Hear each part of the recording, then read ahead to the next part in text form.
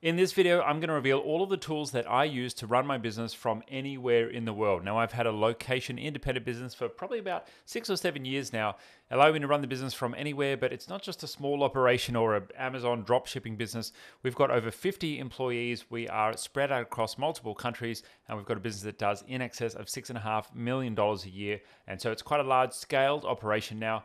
I'm going to share with you some of the tools that I use to keep the business running while I'm remote. Now, this all comes down to lifestyle design, and there's a journey of from where you are now to getting the business to work perfectly for you.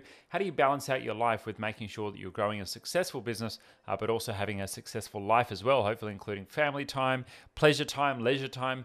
We're trying to fit in that conversation in here. So we're going to talk a little bit about Google Workspace. At the time, it was called G Suite. And sharing some of the specific tools that we use with that. One of our plugins that we use, which is amazing, called Dialpad, which is going to allow you to make business calls from all over the world. And of course, some of the latest features of the Google world that are going to help you build a more successful business. So if you're interested in systemizing, organizing, and scaling your business and building a more successful company, well, listen up to this episode. And if you like it, drop me a comment down below. Let me know. Give me a thumbs up. And of course, if you like this content, subscribe to our channel. Subscribe to our main channel, IT Genius, as well. And look forward to seeing you at the end.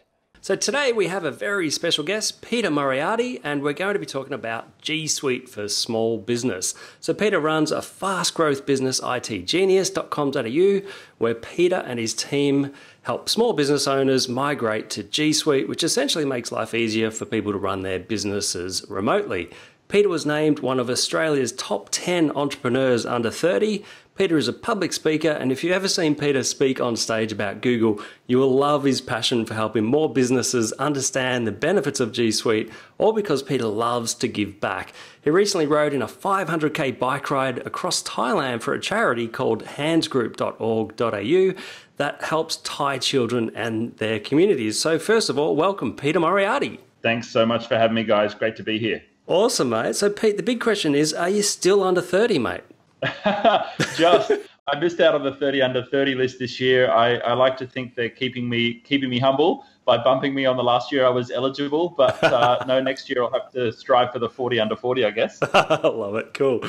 Well, don't worry, 40's the new 30, Peter. You'll be right. I'm sure it is. You bet, mate. So before we discuss G Suite, so on a personal note, Pete, I've noticed that you are looking super fit lately, buddy, and to me it seems like you've been through a massive transformation. So I'd love it if you would, sort of talk a little bit about that. And was it the Thailand bike ride that was such an amazing experience that got you hooked, or what motivated you to make this, this transformation? Oh, thanks for asking, Greg. Look, I have had quite a transformation. I've lost 30 kilos in 6 months. Wow. Which is a little more than a kilo a week, which is, which sounds pretty crazy, but, I'm not doing anything unhealthy.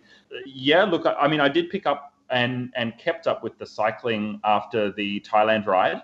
And honestly, I've never been one for running or jogging, never really found it that interesting. I hate going to the gym. It just doesn't do it for me. But I got on the bike and I just found both a combination of, being able to listen to some podcasts, doing something where I was 100% conscious and present, then having, I guess, a bit of time to explore the environments that I'm in. I just really fell in love with the cycling. So look, that was like, I guess, kind of part of it. And around about the same time last year, I was doing a couple of different things. I was doing some spiritual work. I was doing some psychotherapy work. I was doing some health and nutrition research, and I came across keto nutrition, ketogenic nutrition, which is cutting out pretty much all sugar and all carbs. And I've always been gluten intolerant, or at least for the last kind of 4 or 5 years. So that really helped me to boost my nutrition and what I was eating. And then a natural kind of follow on from that is to start a little bit of intermittent fasting. So the combination of doing some work on myself mentally and then really working on the nutrition. Honestly, exercise-wise, I didn't change anything. I'm only out on the bike maybe once a week if I'm lucky, but it was mostly just the nutrition. The mindset, I would say, is the number one, and then just being a bit more conscious about what I was putting into my body and at what times. I've got to say, I've known you for a lot of years, Peter, and although you are looking fantastic, I am a little disappointed that you're on 2 wheels without an engine these days. Don't worry, I've still got the toys with engines, plenty of those. What do you got these days? What's the newest toy with an engine? I have many. I've got a problem where I don't sell them. I just keep buying more. We've all got to have our vices, right? But look, the newest funnest toy it's a Japanese import. It's a Mitsubishi. It's called a Legnum, which is a 20-year-old sports wagon, twin turbo. It's all-wheel drive, and it's got a special, rally art spec electronic diff, and so basically it goes around corners really, really fast. And for a 20-year-old car that costs less than $5,000, it's a hell of a lot of fun. And I'm going to try and put it in the Tasmanian Targa. Cool. That's my goal for the year, is to kind of start prepping that car to throw it in, just in the cruisy class, in the touring class of the Targa. So that's one of my missions this year. Yeah, nice. And look, I was kind of joking around, but you know what? We've known each other for a number of years now, and I've watched this epic transformation in you and your business. And I think a lot of those transitions that you've made to where you are today, you feed down to your customers. I mean, your business is about helping customers get more out of their IT, and particularly using things like G Suite and Dialpad. And you today have the flexibility to run your business remotely. I mean, you can go to Thailand and go on these rides, and go to Tasmania and do these things. Can you sort of say, well, what was the trigger for this transition for you before we start talking about the tools that I guess that you're an expert in and that you use in your everyday business, but why did you head in that direction, and what's it done for you and your business? That's a good question, Al. I think I've always liked the idea of modeling. I've looked to people in my life that I like what they're doing with their life, and I want to model from them. Not that I put them on a pedestal or idolize them in an unhealthy way, but I've always looked to other people and thought, okay, well, who do I want to build my life around? What kind of energies, what kind of intentions do I want to have in my life? And one of those things that I've really liked from some of my mentors, like Kerwin Ray, James Schramko, Dale Beaumont, is the mix of having good, healthy, quality family time and personal time, as well as also having a very profitable, very successful business. I don't think those two have to be mutually exclusive. I don't think the whole work-life balance thing exists. I can't switch my emails off for a month and go and climb Mount Everest. There are some businesses that allow you to do that, but I think if you want to run a big business, and by that I mean multiple seven-figure business, there are certain responsibilities that you have to have as a CEO that you don't get to just switch off forever. But I do think that you can have really, really healthy amounts of that personal time and that life balance. But it takes a lot of work to get there.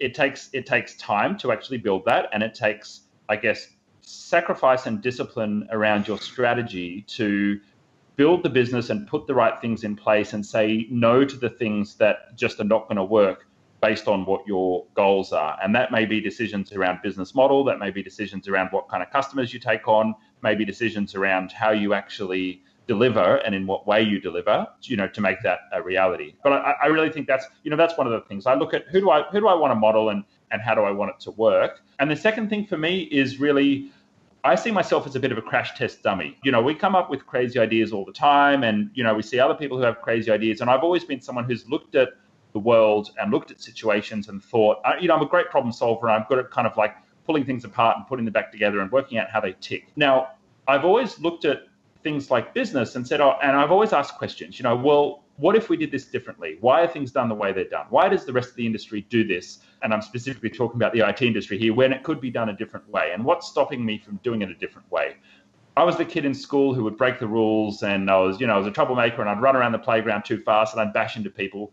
And so I see myself a little bit as the same kind of person and the same kind of leader in our business to our clients, in that I will try the really radical stuff.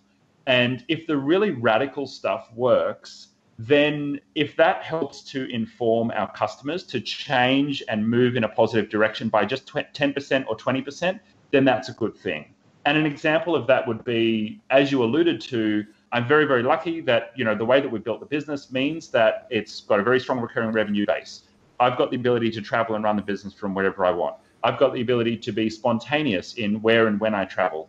I've got the, everybody in our team works from home and they're dotted in all over the world, primarily in the Philippines. And all of those things may sound super crazy to someone who's right now running an office and has a small business server and has everyone coming to the same office every day and is driving to the office every day and is doing all their work in one place. But if we're kind of living this crazy, very much on the edge, super R&D type business incubator, then we can go and inform our customers and we can say, hey, okay, here's where you are right now. We know the road to space, to crazy land, but why don't we help you just move 10% or 20% that's going to help you get 10 or 20% more time or more freedom or more money. And that really gives us confidence when we're sharing with our customers when they say, oh, I don't know if I can work from home 3 days a week. And we say, well, I work from wherever I want 7 days a week. So why don't you try working from home 1 day a week? I promise it's not going to be that bad. And then we'll work up to 2 and 3 days at some point in the future. Look, firstly, let me say I hope you only apply your crash test dummy theory to your business, not your motorsports.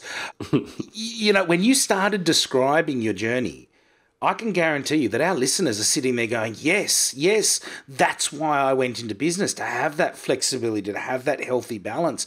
But unfortunately, technology today is actually, if not done right, has made it a hindrance to have that freedom. Like you say, people are tied to servers, they're tied to desktop computers, they have fixed phone lines. And in today's day and age, it's insane. And I think that you said being able to say no to the things you don't want. And I think that includes your technology. I think a lot of business owners are either scared to change, don't know what to change to, or just accepting of, the status quo. So, I'm not a fan of Microsoft Outlook, but it blows me away how many businesses are still tied to a single desktop email system. And even though Microsoft has cloud-based systems today, right? I'm blown away by the rigid nature of some of these systems compared to, say, G Suite. And Peter, you were one of my inspirations to move to Gmail and the business version of Gmail many, many years ago when I did. And you also got me onto Dialpad. And, I've now migrated our file storage to G Suite, and we use things like Google File Stream, all these bits of technology that you've gone and tested before me, right? And then I've kept an eye on what you're doing, and I'm modeling exactly like you do with your mentors. I model what you're doing, and then I apply it in my business. So I guess that was a long-winded way to say, our listeners are desperate for what you've achieved. I think the first place to start is technology leadership inside a business. And this is one of the big challenges that I have with IT consultants in general. And to put our business in a bucket, we're an IT consulting business. That's what we do. Oh, I'm sorry, Peter. Yeah. So look, the big thing for us is really taking the control and the power out of the consultants' hands, who, for the most part, are just telling business owners what to do, and business owners are blindly following them. And putting that control and putting that empowerment in the hands of the business owner. My dad's a baby boomer. He's a carpenter builder. He grew up in high school and he had, slate and chalk, literally. And I don't know if he had the little, what are those little counting tools with the things that slide across them? Abacus. The abacus. Abacus. I don't think he had the abacus, but he definitely had slate and chalk. So that's the generation of our customers. They've worked in their industry, then they've started a business, but they've been in that business 10 or 15 years, and now they're going, hey, how do I work this technology thing? The point is, they didn't grow up with technology. They're not Gen Y, and so it's not natural and native to them. Now, for most business owners, technology is that black box in the corner that they just keep throwing cash at that they don't completely understand. And so our mission is all about, well, how do we empower those business owners to really learn the basics of, okay, what is this technology thing that I'm dealing with? My emails, my file storage, my phone system, right? And you don't have to know what the IP addresses are and what ports to use or any of that kind of junk. What you do need to know is, well, what's the right choice for my business, and what technology systems are going to make my business flowing nicely and productive and make my teams happy with the technology that they're using. And personally, for me, I really like the idea of minimalism. how can we make it simple and easy and maybe a little bit fun? That's the googly ways to make it fun. But most importantly, how do we make it simple and easy and not scary? And if we can shift one thing for each of our customers, it's shifting our customers from being in the passenger seat with some IT guy driving with, your checkbook in his hand. If we can switch that to the business owner being in the driver's seat and them at least understanding what they're buying, what tools they're using, and how they can help the business, that's really the number one thing. Sure, the technology is wonderful and awesome, and that helps along the way on a very practical level. But the big mission for us is really empowering the business owner to make their decisions, because as a business owner, you need to know enough about marketing to make decisions in marketing your business. You need to know enough about finance to at least look over a P&L and work out what's going on there. But many business owners wouldn't know a thing about technology, and they're just too scared of it, and we want to change that. That is awesome, Pete. And really, I mean, you had an office at one stage. It wasn't that long ago, was it? And I guess using G Suite and all this technology stack around Google, essentially, you've managed to go remote, and you're a leading example of that. And you've been the guinea pig, and you obviously help other businesses get there as well. So, just for the benefit of the listener, can you just sort of, in sort of layman's terms, explain what G Suite is, and what sort of apps are in it, and I guess why a small business should be using it? Yeah, sure thing. To clarify, we still do have an office presence in Sydney. The main reason for us to go to a fully remote delivery team actually was because we had ambitions to scale and service all of Australia and New Zealand, and then eventually, the rest of kind of APAC, and we're still working on our world domination. We just found that, having too many staff just in one office in one city was really holding us back from being able to deliver. And so for the last 4 or 5 years, I would say, we've been delivering right across Australia, and we have some international clients as well. And that's, all working really nicely for us. Now, the Google Suite, which is part of the reason that we're able to do this, is it's kind of like the building blocks for a business. It's the unsexy stuff. Google's suite of tools is a little bit like Microsoft's suite of tools. It helps you do the basics. It has emails, file storage, calendar, communication between you and your team. And then Google's got a real big focus on collaboration, especially on how geographically distributed teams or employees can get work done really well together. And what I love about Google, and where I think Google really stands out when compared to something like the Microsoft ecosystem, is number one, it's simple. It's super, super, super simple. There are not many moving parts. It's really easy to use for newbies. And also, for anyone who's used Gmail before, sure, you may not like the interface, or, if you've never really been trained on it, you may not be that used to it. Most people have actually used it. Most people have got a Gmail address, especially if you are employing, and I'm talking to the business owners here, if you're employing Gen X and Gen Y staff, they're all going to absolutely love it, because they probably went through university using Google Suite. They're probably in their personal lives using Gmail and Docs and Drive and everything else. Anyone who owns an Android phone is going to have all of the Google tools kind of baked into there. And so that ecosystem, when compared to Microsoft, I like to talk about them like Tesla versus a standard gasoline car. And, with a Tesla, you've got a battery, you've got 4 wheels, you've got brake pads, and there aren't really that many other moving parts in the vehicle. There's just not that many components that make it work. And so it's very, very simple. Whereas with a regular car, you've got injectors, you've got a fuel system, you've got the electronic system that has to go to the ignition coils and everything else. And then you've got, water and cooling systems and oil and consumables and all these bits and pieces. Literally the only consumable on a Tesla is the brake pads and tires, obviously. So when you compare these two systems, Google is just that much simpler. And that's because Google runs everything in the web. They don't have desktop apps.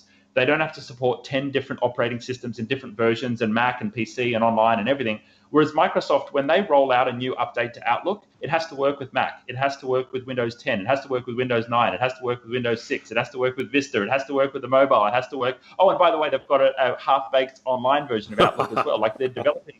Their development workload is basically 10 times the amount that Google has, because Google says one app in the browser and that's it. And it works better in Chrome. It doesn't really work that well in IE or Mozilla. And that beautiful, beautiful simplicity and minimalism means that they can just focus on improving the product. They don't have to dick around with doing everything 10 times. They can just focus on improving the product. And they don't have an 18-month release cycle. They have a 6-week release cycle. So there are major updates that are pushed down to Chrome and the G Suite ecosystem every 6 weeks, because it's just on a rolling basis and every single person is using the same version. And that agility really separates the two.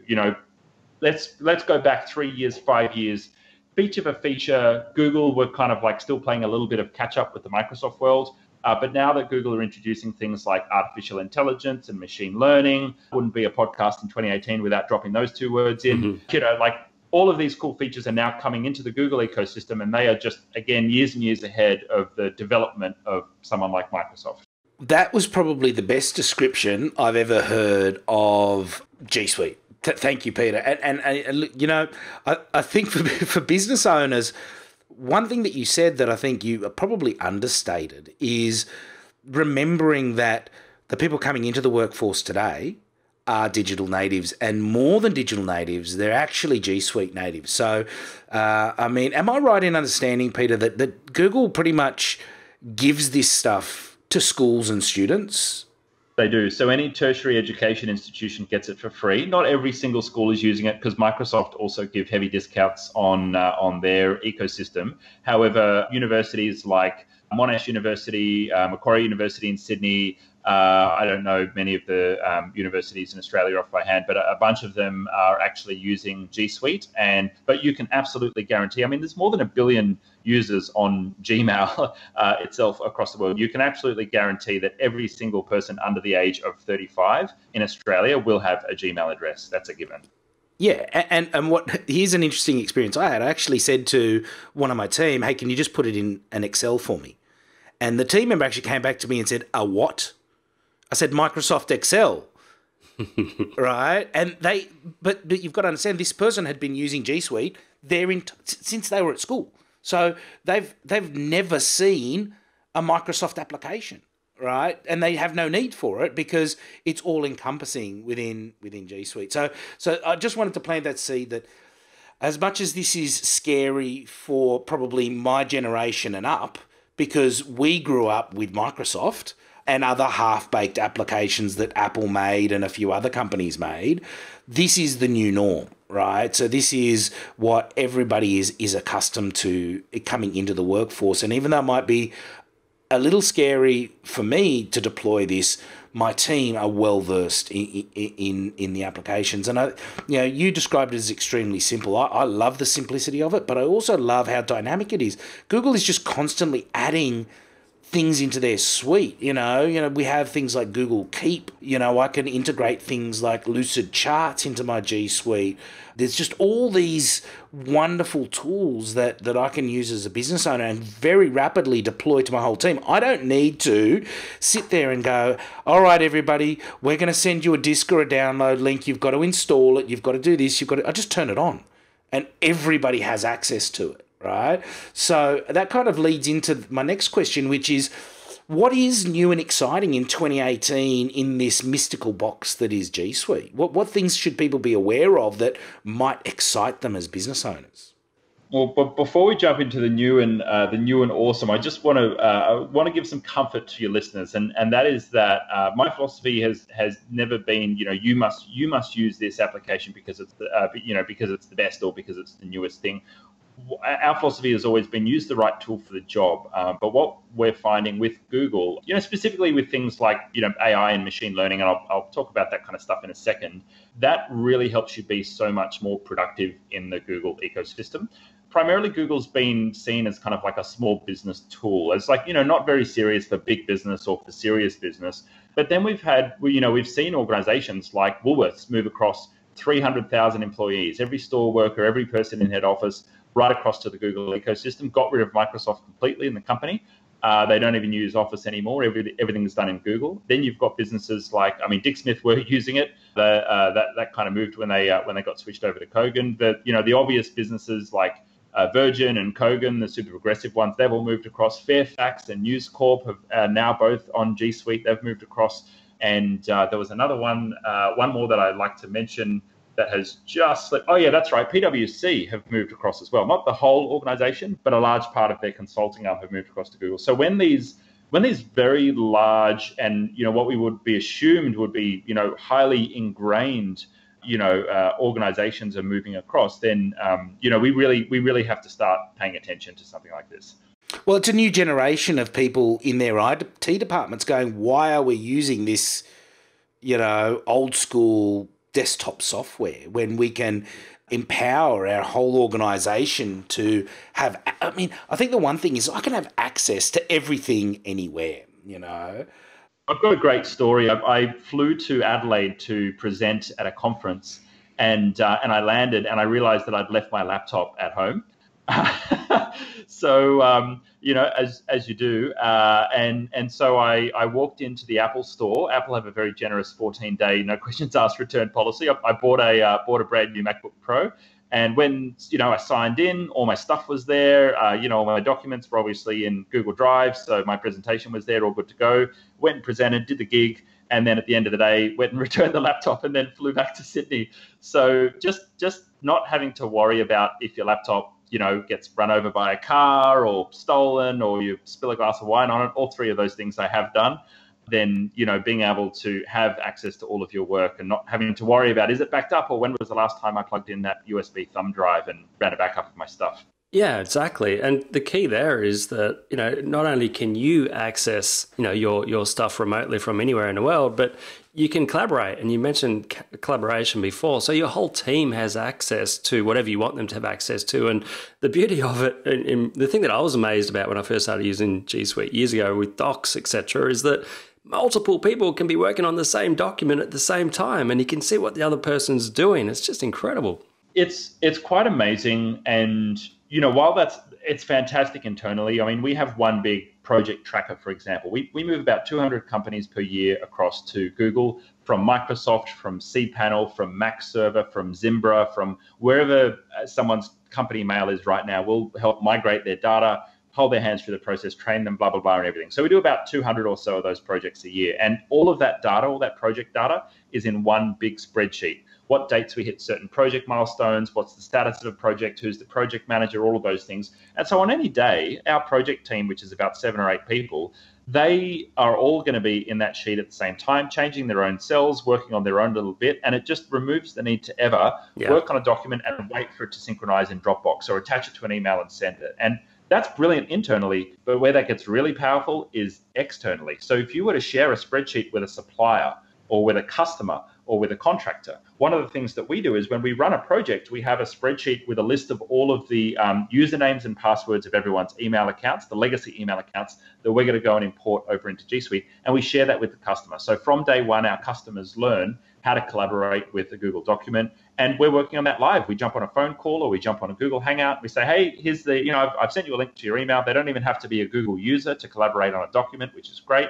We just send them a link. They click that, customer opens it up, and then we can start working on that together. And, if you think about how are meetings usually done, how is work usually done? You have face-to-face meetings. You sit in meetings and everyone has their own set of notes, but you end up with 5 different sets of notes for the meeting. Video conferencing can be difficult if people have different kinds of technologies. Well, Google Hangouts works as long as you've got a Chrome browser and you just send a URL link. It's as easy as using something like Zoom, even easier than Skype to connect. They're all very, very cool. Now, did you guys want me to get into the fun and exciting new stuff that Google has? Yeah. I want to talk about Dialpad. I mean, I got to say, listener, go to itgenius.com/blog and check out some of Peter's reviews of the latest and greatest, products on G Suite. And one of them, he's got these 5 killer features of Dialpad. It's awesome. I love Peter's passion in these videos as well. But yeah, check that out. And yeah, maybe just if you can, Pete, just talk a little bit about Dialpad and what are the benefits and how does it compare to things like Skype and Ring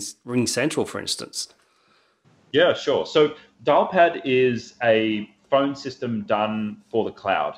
So think about the traditional phone system, whether it's a VoIP system they're not really cloud-based phone system. VoIP is using the internet to make calls, but if you've still got a box sitting in a cupboard somewhere, then it's still a traditional phone system in my eyes. We've got this server-type box that's sitting in a room somewhere in your office. You've got desk phones sitting on desks. You may have digital lines or actual physical copper cables coming into the office running things. And so the founder of Dialpad, Craig Walker, he decided to reimagine that. Now, he's quite an interesting fellow. He actually started and launched a product called Dialpad in the 90s. So this is his second Dialpad, but he sold that to Yahoo, and that became Yahoo Voice. And then he exited there, and he made another program called Grand Central. And Grand Central, his second startup, had this really cool feature where when you dial the number, all of your devices would ring at the same time. So your computer would ring and your phone would ring. And if you had a physical phone as well, you could have that ring too. And wherever you answered it, that would kind of accept the call and the other phones would stop ringing. Now, that Grand Central product got acquired by Google and became Google Voice. So he is literally the founder of Google Voice. Now, he stayed with Google for a number of years. Google Voice never came to Australia, but it did that kind of ring one number, all your phones ring kind of trick for a consumer product and has been wildly popular in the States. Craig said, hey, I want to make this into a business phone system because business owners need this. They need to get rid of their business phone systems and do things in the cloud. Google said, no, we want to keep this as a consumer service. So Craig said, okay, see you later. And him and a couple of other guys left Google and founded Dialpad. Now, they were given $50-60 million by a bunch of venture capitalists, and not the small-time ones. Andreessen Horowitz, Google have invested, and a bunch of other companies. SoftBank have invested. So these are proper serious investors backing Dialpad now. And they have effectively created a phone system for the digital age. And they call it the modern worker. And the modern worker is someone who's not driving to an office and sitting in that office 40 hours a week with a desk phone on their desk. The modern worker is probably traveling around, not just for personal reasons, but for business reasons. The modern worker is probably going to be doing most of their work from a laptop and just maybe plugging into a screen when they're in the office. And so if they want to work from home for a day, they want to be able to, do their business phone calls as well. And what most of us have done in order to work around the way that we work is just take our mobiles everywhere. But there's a couple of problems with that. Number one is that you end up with all of your customers having your mobile number, and that can really kind of mess with the boundaries of business a little bit. People are calling or texting you after hours or on weekends, and just mixing up your business stuff with your personal stuff. I don't think it really gives you good separation, especially as a business owner. Employees don't want to receive business calls on their personal mobiles either. That's another factor. But then if you want to travel overseas, you've got roaming, you've got call forwarding, you've got all these other problems as well. And then you still haven't solved the problem of your business phone system. When you're in the office, you're probably still spending $5,000 or $10,000 every couple of years on a business phone system, and then you're paying crazy call rates as well. So what that does is that effectively means that you kind of can't make great business communication calls when you're in the office, and you don't get the best of both worlds. You don't get great calls when you're out of the office either. And so Dialpad kind of fixes all those things. Yes, it is based on VoIP technology, but it's effectively an app. It's designed, instead of being designed for desk phones, it's designed primarily to work on your computer, on your mobile. Yes, it does connect to desk phones as well, but the point of Dialpad is that there's no server software to install. There's no hardware to install in your office. And wherever you are in the world, as long as you have an internet connection, you can make calls. And so I happen to be here in the Philippines at the moment, visiting some of my team. For me, I can just load up my mobile phone, whether I'm on a 4G connection or a Wi-Fi connection, open up the Dialpad app and make a call to a customer. But the customer sees my O2 Sydney business number ringing. And it's not about hiding or masking where you are or being disingenuous. It's about having the flexibility to be wherever you need to be and have your customers have the brand experience of always seeing the same IT Genius number calling when they're calling, and then being able to reach me as well. Anyone who calls my direct line will reach me anywhere that I am in the world. And what that means is for my team, they can all make calls and transfer calls to each other without having this crazy capital outlay of desk phones. And if you've got more than one office, it's a nightmare because you end up buying two different phone systems. Or if you acquire somebody else's business, then you end up with their crappy phone system and the internet goes down and your phones go down. You have all these different problems with legacy systems, which Dialpad just kind of solves. I converted to Dialpad, and what you're talking about there, Peter, which is the ability to use the home phone anywhere.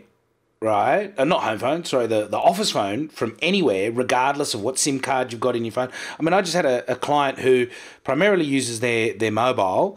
Their mobile was lost, which means they lost the phone and the SIM card, and they couldn't get back on until they got a new SIM card and got it connected by the telco, which is insane. I mean, the last time I was in Hawaii, I don't want to use my Australian SIM card because the call costs are expensive. So I put in a local US SIM card, but I can still use my Dialpad. So it's a super powerful tool. I'm a massive fan of Dialpad, but I'm also a massive fan of G Suite and Google Drive in particular. And they've just released a new application called Google File Stream. Now, without going into the technical nitty-gritty, can you just tell our listener how something like Google File Stream can actually completely change the landscape of how they store and use files? Yeah, absolutely. So, I mean, everyone would be familiar with Dropbox. Dropbox were really, first out the gate to get a very consumerized and easy to use syncing experience between a folder that's sitting on your computer and the cloud. And, you can then share folders and have it on multiple computers and all of those cool things. They did it great. Google came along with Google Drive and they effectively replicated every feature of Dropbox. So if you're on Dropbox and you're using G Suite, or if you're on Dropbox and you're considering, making the switch to the Google ecosystem, Google Drive does absolutely everything that Dropbox does. And that, was all great. That's cool, great products, have all your files in the cloud. If you're currently using a NAS drive or a small business server or something, and you've got a bunch of data sitting locally in your office right now, then both of these are great to store everything on the cloud and then have it accessible on your mobile device and anywhere else you need it. However, for some customers, that could be a little bit of a problem. And that comes down to the state of the internet in Australia. And that is that many businesses don't have a fiber internet connection yet. And not everyone's going to get a fiber internet connection all the way to their office. Some people are going to be using different variations of high-speed internet to come into their office. Secondly, some businesses have a lot of data. So particularly if you're a design business or an agency of some sort, you're probably going to have a lot of data. Artwork files, video files, Photoshop files, all kinds of things. We know it well because we've worked with many agencies in the industry. The problem there is that if you were to try and throw 100 gigabytes or half a terabyte or a terabyte of data at Dropbox or Google Drive and it tries to sync and go up and down, number one, your internet connection in your office is just not going to be able to handle that much data going up and down. And number two, let's say you have 100 gigabytes of data sitting in something like Dropbox or Google Drive, then if you install Dropbox or Google Drive on your staff computers in the office, that's going to try and download 100 gigabytes of stuff to each person's computer. So what Google and Dropbox allowed us to do is do some kind of clever stuff with selective sync. And that is choosing to synchronize only certain folders and kind of getting a bit tricky, with how much data we want to synchronize from the cloud down to the local desktop. And that's useful to an extent, but it can get a bit clunky. And that is that, we've got over 1,000 customers, active customers that we're working with right now. And so we know small businesses and we know how they operate. If you've got 3 people in your office, great. You can probably see who's doing what. You can set up each person's computer and the business owner doesn't mind playing IT guy. But when you've got 5, 10, 15 or 20 or more employees, things just get out of control very, very, very quickly. And you don't have, number one, you don't have time to be playing the IT person. But number two, it just turns into a bit of a mess to try and manage things right across the company as a whole. So Google File Stream solves a number of those problems in one hit, which is really nice. When you install Google File Stream on your computer, it connects to the cloud and everything that's sitting in Google Drive in the cloud. So if you've got that 100 gigabytes of data sitting in Google Drive on the cloud, Google File Stream will show you all of that data as if it's on your computer, but it doesn't actually live there. It just kind of gives you a window into the online version of all of your files. And only when you double click on an individual file to access that file, does it then download the file in the background and open up the file for you. Now, what that means is that you're not going to take up 100 gigabytes worth of space on your computer with each one of those files. And I like to think it's idiot proof. It's completely dummy proof. What it means is that your staff, they'll think they have access to the whole Google Drive, no matter how much data you've got. We've got 3 terabytes of junk in ours, 4K studio videos, drone footage, all kinds of stuff sitting in our Google Drive, right? 3 terabytes of stuff. But when I'm looking at my computer and my local, my Mac File Explorer or my Windows File Explorer, I can see the whole drive and only what I click on and download is it going to actually download to my machine. And what I love about that is it means that anyone can use Google Drive without having to worry about which folders do I sync or am I going to flog my internet connection. And most importantly, you don't have to run around to everybody's computer setting up which folders are going to be synchronizing and which ones aren't. And let me say, too, having tested Google File Stream, I was a little skeptical, but as a business, we have 10 terabytes of data and now I can actually have FileStream on my laptop that I take traveling with me. It does give me a gateway to a lot more information than I've ever been able to use on that laptop. And also, to my understanding is that, and knowing the way Google operates, is they're starting to build smarts into FileStream. So it starts to learn what files you commonly use, and it knows to keep that file on hand rather than having to download it every time. So there's a level of caching where it basically intelligently keeps some of your files available offline. I should also mention that if you want to designate a certain folder that is always available offline, you just right click and you say, keep this one available offline, and then you can choose certain folders that it will just keep synchronized. Yeah, and I was a big advocate of Dropbox in the early days, but I think Dropbox might have lost sight of what their purpose is, which is easy access to your files. They've come up with all these other clever things that they're doing with Dropbox Paper and things like that, but Google has now just turned around and literally thrown down the gloves and said, hey, there's a better way. Yes, the way we used to be doing it's great, but and I think watch this space. If you're not already using it, you should start thinking about at least installing it. Install it, test it, use it at a small capacity. Yeah, here's the interesting thing about Google. I mean, as a funny side note, Microsoft tried to do this intelligent offline syncing thing a couple of years ago, and they bungled it up and they had to roll it back. So they took it back out of SkyDrive or OneDrive or whatever it was called at the time. Google have really, really nailed it. They've done a great job. I was also skeptical because I saw what happened with Microsoft and I knew that it wasn't that good. And I mean, Microsoft had, if you tried to synchronize more than 10,000 files, it would die and all kinds of silly things. But FileStream have really nailed it. The thing about Google is they implement quickly. They move really quickly.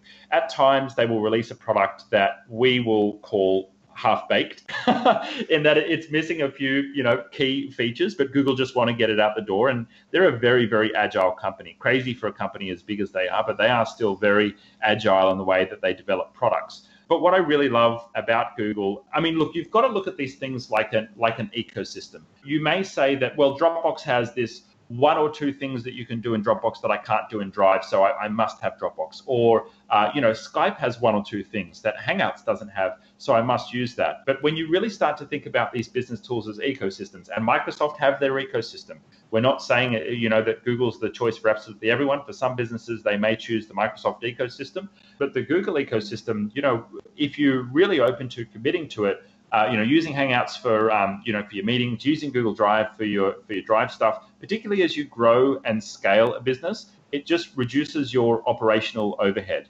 And by that I mean that more operational efficiency and more operational flow, I like to call it, is when your team are using one login for everything.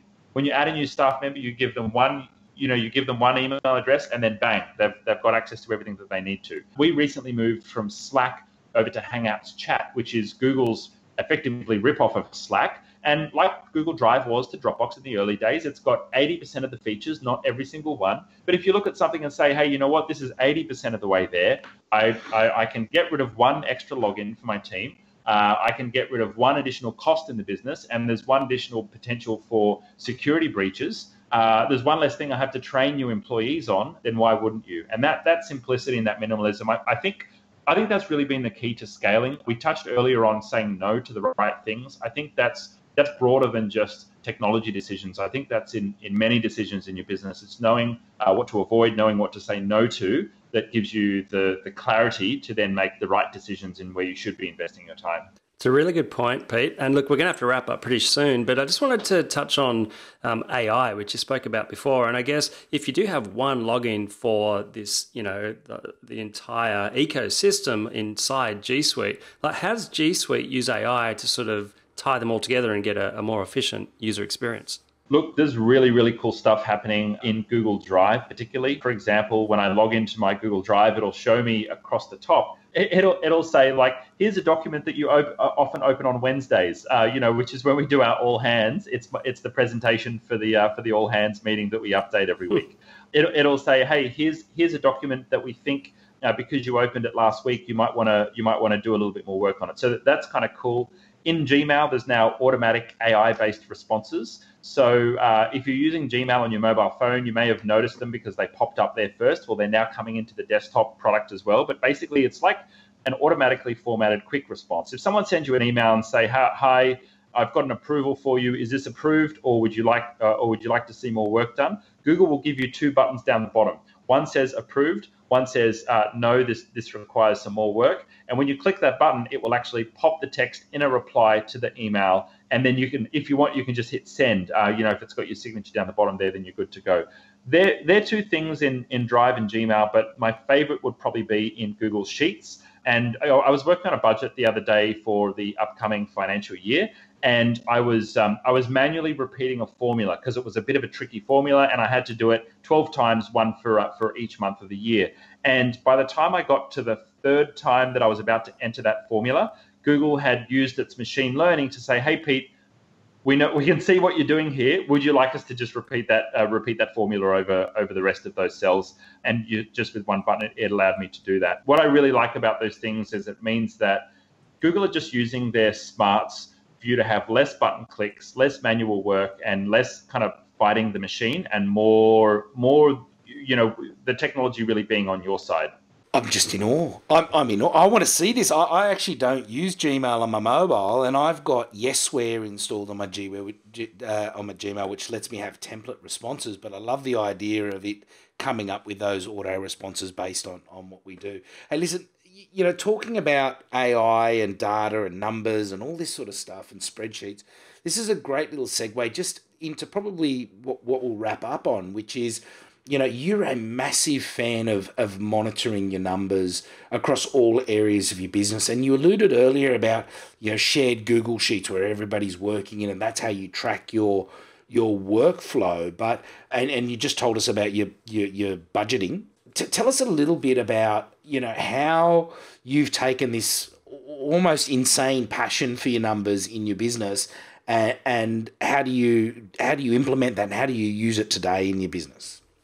Sure. We are fanatical about our numbers. The more that I've learned about business, and we've been running this business in its current form for about 9.5 years now, the more I've learned is that the more you focus on your financial literacy as a business owner and your financial operational discipline, the more successful the business will be. The more I focus more on that, and I'm a sales background type dude, right? I've never been analytical or geeky with the numbers or even good with spreadsheets. It's something that I've had to beat myself into submission on over many years, but it's become very, very fortuitous for the business that we're now extremely numbers focused. One of the tools that we use in the Google ecosystem is Google Data Studio, which is effectively a dashboarding tool. It's a bit difficult to develop dashboards and widgets yourself, but we provide that as a service. So if you're already on G Suite, then as a member of our membership, we can actually help develop dashboards for you. But a couple of things that I like to really, really keep my eye on. Number one is our customer happiness. So we use a tool called Customer Thermometer, and that lets customers, not just at the end of a project or at the end of a ticket on our help desk, but on every single email that is sent in and out of the business, allows our customers to click a button, whether they're happy or whether they're sad, just give us some feedback on how we're doing. And so our rolling 90-day average of our customer happiness is the most important number of the business. We're a service business, and so that's absolutely our most important number.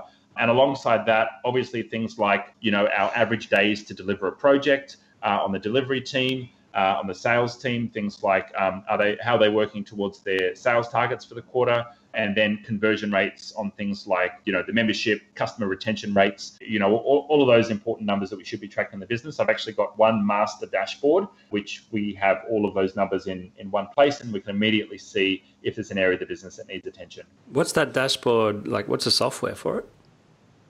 So Google Data Studio is what it's called. Right, okay. Is that part of G Suite? The free tool, it's not technically under the G Suite umbrella, but it's think of it like Google Analytics. It's a free tool that Google have put out there, and they're building more and more of these tools. There's a tool called App Builder, which is Google's equivalent to Microsoft Access. which is absolutely phenomenal. And you can use Google Script in there to do, and it's all completely cloud-based, of course. So you can do all kinds of fancy stuff in there, building your own database and data repository. And, we're in the process with Google Data Studio, coming back to the statistics, of pulling in our live zero data. So we're going to make that feature available to our members upcoming soon. That, if you're an active member, then we'll be able to pull in live zero data into Google Data Studio and put it up there on a dashboard and build custom widgets. Very, very cool stuff. That's amazing, Pete. And yeah, I'd imagine for a lot of businesses, getting set up with G Suite can be quite daunting, for new users. So especially if they're stuck on old service and the old ways of doing things. So listener, I encourage you to check out Pete's business and go to itgenius.com or .com.au, like I said at the start of the episode. Either way, it'll redirect to .com, and book a free strategy call and see how they can help you. So Pete, it's been amazing having you here, buddy. And if people want to get in touch with you, if they have any questions, what would you suggest they do? Thanks very much for the plug there, Greg. The easiest way to describe what we do is, Google makes it seem deceivingly easy that you can jump in and follow their wizards and change your DNS records yourself and get G Suite set up. But for starters, their guides miss out on about 90 steps that we do to get G Suite implemented. By the analogy, if I gave you some bricks and some mortar and some timber, you probably wouldn't want to build a house, no matter what and how good the instructions were. It's just one of those things that you probably shouldn't do yourself. Leave it up to the experts to help guide you along the process. But our core business is helping companies make the switch from wherever they are right now to the Google ecosystem. And we've done that for nearly 1,000 businesses. We've helped make that migration step. So migrating data, training staff, holding your hand throughout the process, and making sure that all goes smoothly. Head along to itgenius.com. If you're not on G Suite and you're considering making the move, have a chat to our team who can help you out with demos and, checking out your current environment, doing a bit of an audit, letting you know exactly how it's all going to work. But then if you're already on G Suite and you're considering, for most people who are on G Suite and for anyone who we haven't implemented it for, they're probably feeling like, I'm not sure if I'm getting the most out of the platform.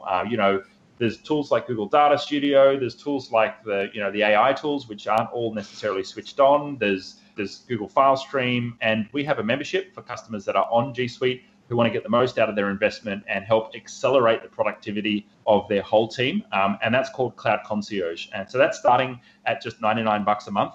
And that's for your whole company. That's not per person, that's per company. Cloud Concierge gets you access to regular webinars with our team, our whole online training library, access to me for strategy, and just helping you, and unlimited support from our support team, of course. So we become your IT department and IT consultants as well. And so, wherever you are on your Google journey, get in touch and we'll be very happy to help out. And of course, if you're interested in Dialpad actually works with Office 365 as well. So if you're still on the dark side and you're interested in a cloud-based phone system, then jump on our website too and check out Dialpad. That's a very cool product. Pete, thank you very much for joining us on The Real Magic today. I really hate that you have to describe yourself as an IT consultant because that's just such a dirty term. Peter, you and your team are so much more than that. You're right. You make business and these things a little bit fun. Guys, listeners, go and watch a couple of Pete's videos because you'll see exactly what I mean. He's not your typical IT geek, although, he might say it, but he's not. And he makes this stuff really, really engaging and really, really easy. So, and he gives away tons of really great information without being a subscriber. So go and experience him first. And if you love what he does, I would highly recommend making that transition. And that's just my humble opinion. It's not a pitch for Peter or his business. I've just experienced how wonderful these tools are in liberating me in my business and being able to be more flexible. So Peter, thank you for joining us on The Real Magic. We'd love to tee you up again in the future because G Suite changes so quickly. I'm sure you'll be able to give us some more interesting things down the track. I'm sure there'll be plenty to talk about. Thanks so much for having me, guys. I really appreciate it. Thank you, Pete. Thanks for listening to The Real Magic Podcast. Hear more at therealmagic.com.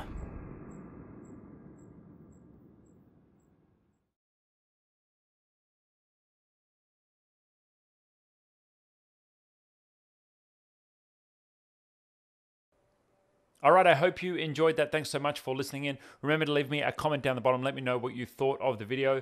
If you'd like to learn more from us, check out the channel and my other videos. Make sure you follow me on socials. You can click the link in the banner on the channel and you'll find that. Otherwise, I'll see you in the next video. Take care.